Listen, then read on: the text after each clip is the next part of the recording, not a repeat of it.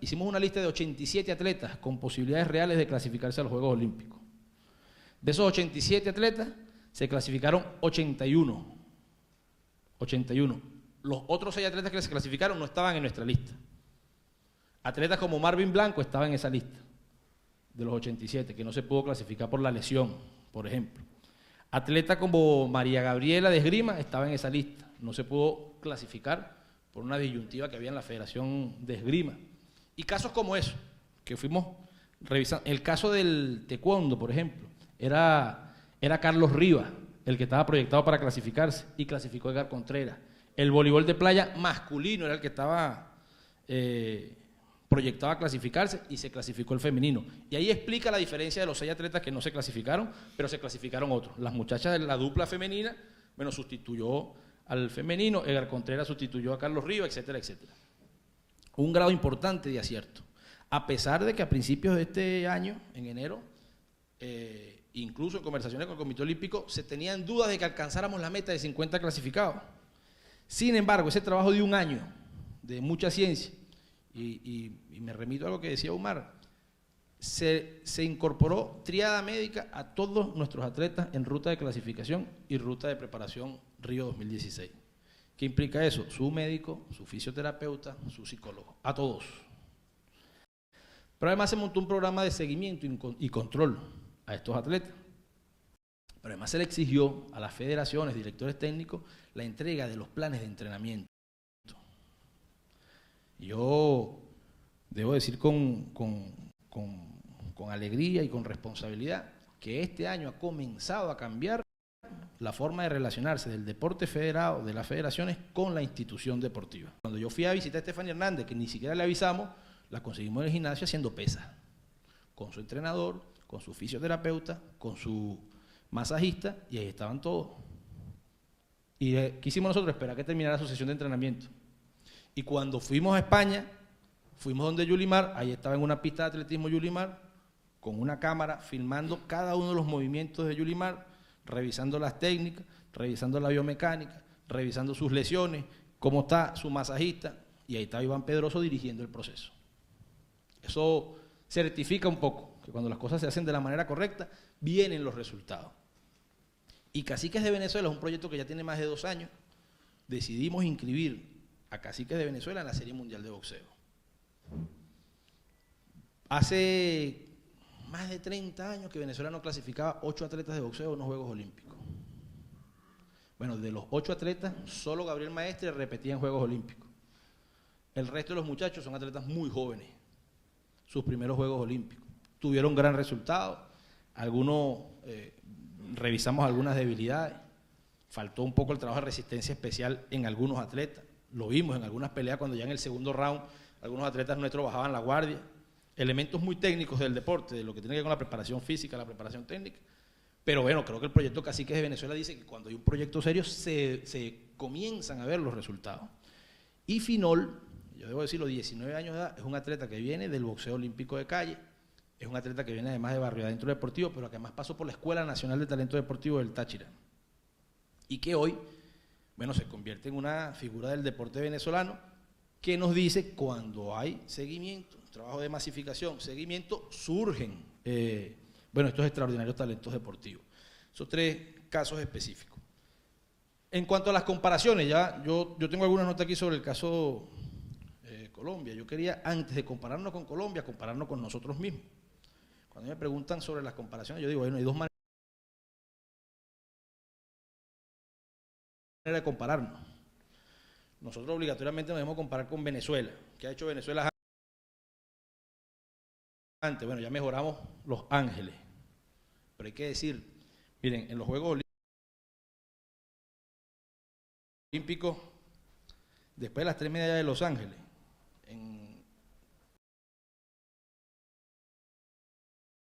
el 88, 92, 96 y 2000, 4 Juegos Olímpicos seguidos, Venezuela no tuvo ni una medalla olímpica. Ni una, antes de la revolución. En el 2000 digo ni una porque creo que hay una que es que eran de exhibición. ¿no? Ajá, 2 que fueron deportes de exhibición. Ahora, 2004, 2008, 2012 y 2016, 7 medallas olímpicas. Los últimos 4 Juegos Olímpicos. Eso dice, bueno, que algo estamos haciendo de manera correcta. Entendiendo, e insisto, que falta mucho por hacer. Eso es un dato importante. De 15 medallas olímpicas oficiales que tiene Venezuela, 7 han sido en los últimos 4 Juegos Olímpicos. Casi la mitad. Y 3 de las 7 en estos últimos Juegos Olímpicos. Decir entonces que dentro de todos los componentes del sistema deportivo nacional, cada uno tiene un papel que jugar, cada quien tiene una responsabilidad que asumir. Y lo decíamos a los entrenadores, le decíamos incluso a los atletas.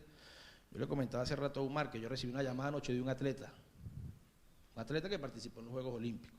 Y él me decía, quiero hacer las cosas en serio pensando en Tokio 2020. Quiero hacer mi plan de los 4 años. Así como lo hizo Stephanie, me dijo él.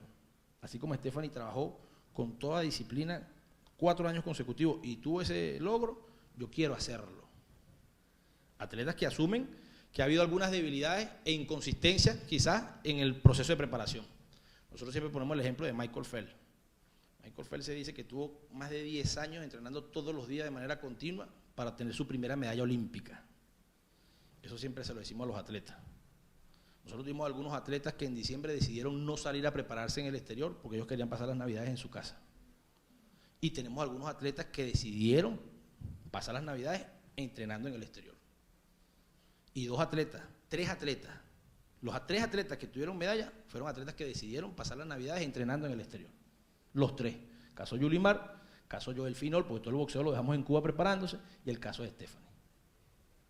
Algunos otros atletas, incluso que a veces nos critican y nos cuestionan, nos dijeron, nosotros queremos pasar las navidades en la casa. Es un poco también la formación, falta de formación que nos toca trabajarla mucho con nuestros atletas. Después está, en el marco del balance, yo quería dar algunos datos para no repetir lo que ya se ha dicho, ¿no? Tokio 2020. Nosotros primero que le proponemos al país un plan de 3 ciclos olímpicos. 2020, 2024, 2028. En el caso de Tokio 2020, estamos cerrando el año 2016, nosotros aspiramos a organizar un evento de carácter nacional que nos sirva de modelaje para los Juegos Bolivarianos 2017, que son en Colombia. Después tenemos el 2017, Juegos Bolivarianos. 2018 tenemos Juegos Olímpicos de la Juventud, Juegos Suramericanos, Juegos Centroamericanos y del Caribe. Después tenemos en el 2019 los Juegos Panamericanos y en el 2020 los Juegos Olímpicos en Japón. Esto se lo expusimos al presidente, con la idea clara de que se dibuje y se comprenda qué contempla un ciclo olímpico, cómo lo atendemos, qué implica programar un ciclo olímpico. Es decir, es cada semana de estos 4 años. Eso que hizo Stephanie de octubre a los Juegos Olímpicos es hacerlo nosotros de aquí a Tokio. Y se lo hemos dicho a los atletas. Tú tienes que saber qué haces cada día, cada semana, cada mes, cada semestre, cada año, en función de tu plan Tokio 2020. Si aspiramos a tener resultados. Nosotros, aquí se dijo, la edad promedio de nuestra delegación, 27 años. Hay una buena cantidad de atletas que continúan al próximo ciclo. Hay una buena cantidad de atletas que ya no continúan el próximo ciclo olímpico. Tenemos 3 atletas que fueron a sus 4º Juegos Olímpicos: Albert Subirá, Silvio, Alejandra Benítez. Hay varios atletas que estos fueron sus 3eros Juegos Olímpicos, que también ya por un tema de la etario, de la edad, de la vida deportiva, en algunas disciplinas deportivas, ya digamos cierran en este ciclo lo que tiene que ver con su carrera deportiva, pero nosotros le hemos propuesto al país, le hemos dicho al presidente, lo hemos discutido, nosotros no podemos seguir haciendo de los Juegos Bolivarianos el escenario deportivo donde hacíamos además un evento de celebración porque ganamos los Juegos Bolivarianos como que si ese fuese el evento del mayor nivel competitivo del mundo. No lo es, no es verdad. Lo hicimos, creo que eso fue un error que cometimos en años anteriores. Yo decía, Juegos Bolivarianos es el evento deportivo del ciclo olímpico de más bajo nivel competitivo. Y eso tiene que asumirlo el país. Y esas cosas hay que explicárselas al país. Nosotros tenemos que proponernos cuál es nuestro objetivo en los Juegos Bolivarianos. Nosotros sugerimos que por lo menos 70% de la selección venezolana que vaya a los Juegos Bolivarianos sean juveniles. Sean juveniles. Vamos a un proceso de renovación de selecciones nacionales. Y hay que asumirlo en este ciclo. Hay que asumirlo con firmeza. Y después discutiremos el objetivo en Juegos Suramericanos. Y después discutiremos los objetivos en Centroamericanos. Y sí creo que tenemos que ponerle todos los hierros a los Juegos Panamericanos. En mi opinión, los dos eventos en los que se debe concentrar el sistema deportivo venezolano para medirnos como Venezuela potencia deportiva es Juegos Panamericanos y Juegos Olímpicos. Es donde encontramos el mejor nivel deportivo del mundo.